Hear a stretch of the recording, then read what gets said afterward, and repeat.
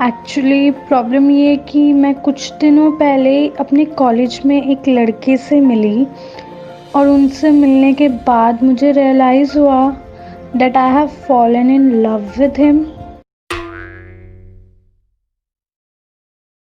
नमस्कार साथियों, एक बार फिर बारिश शुरू हो चुकी है हमारे स्टूडियो के बाहर और ये प्यारा सा मौसम फिर से लोगों के चेहरे पर मुस्कान बिखेरने को तैयार है। सुन रहे हैं आप अपने प्यारे से दोस्त को सॉल्यूशन विद हैप्पीनेस पर। मैं स्वागत करता हूं आप सभी का एक बार फिर हमारे इस चैनल पर। हम बातें करते हैं यहाँ दिलों से जुड़ी हुई, रिश्तों से जुड़ी हुई और आपकी ज़िंदगी से जुड़ी हुई। आप भी अगर अपनी ज़िंदगी से रिलेटेड किसी सवाल से परेशान हैं तो बात कीजिए हमसे। हमारी कोशिश रहेगी आपकी ज़िंदगी में हैप्पीनेस को लाने की। तो देर न करते हुए बढ़ते हैं अपने सवालों और जवाबों के सिलसिले की ओर और लेते हैं आज का अपना ये सवाल।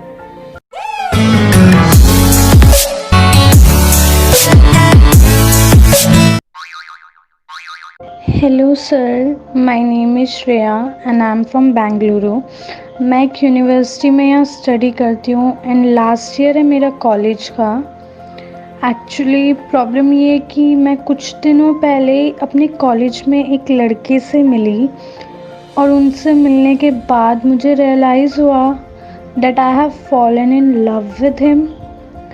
अब मैं कंफ्यूज्ड हूँ इस बात को लेकर कि कहीं ये बहुत जल्दी तो नहीं है। क्या सच में ये प्यार है या फिर कोई इन्फेक्चुएशन।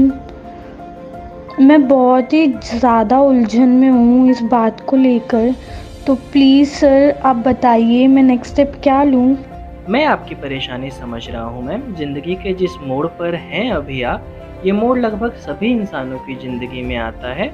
यहाँ पहुँचकर हम सभी कंफ्यूज हो जाते हैं कि कौन सा रास्ता हमें चुनना चाहिए। देखिए मैम, सबसे पहले मैं आपसे यही कहना चाहूँगा कि प्यार की जो शुरुआत है वो इन्फैचुएशन से ही होती है।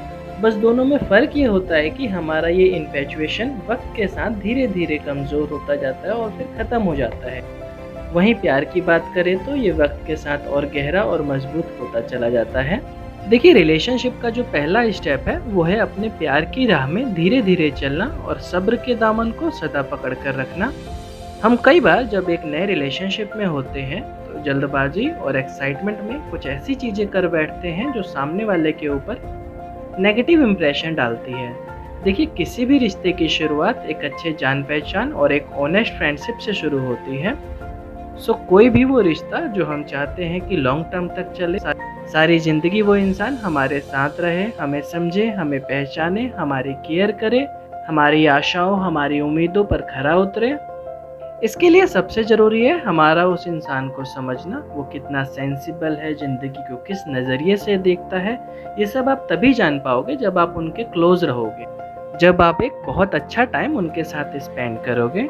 तो फिलहाल सबसे पहले मैं यही कहना चाहूँगा आपसे कि सबसे पहले आप अपनी दोस्ती का प्रपोज़ल उनको दीजिए, उनसे दोस्ती कीजिए, उनके पास्ट को जानिए, समझिए उनको। क्या पता वो ऑलरेडी किसी रिलेशनशिप में हो। एक अच्छे दोस्त बनने से आप उनकी लाइकिंग क्या है, उनकी डिसलाइकिंग क्या है, उनकी हॉबीज़ क्या है, ये सारी चीज़ें जान पाओगे। और इसी तरह धीरे धीरे अपनी बॉन्डिंग को मजबूत कीजिए और फिर सही समय आने पर अपने दिल की बात उनसे कहिए, बताइए आप उनको कि आप उनसे कितना प्यार करती हैं, इजहार कीजिए अपने प्यार का। मुझे पूरी उम्मीद है उस वक्त वो आपके प्रपोजल को मना नहीं कर पाएंगे। सो डरिए मत, एक प्री प्लानिंग की तरह आगे बढ़ते रहिए। आई होप जल्द ही आपको आपका प्यार मिल ही जाएगा। मुझे उम्मीद है आपको मेरी बातें पसंद आई होंगी। हमसे संपर्क करने के लिए आपका बहुत बहुत शुक्रिया। तो साथियों, कैसा लगा आपको हमारा आज का ये एपिसोड, कमेंट में ज़रूर बताएं।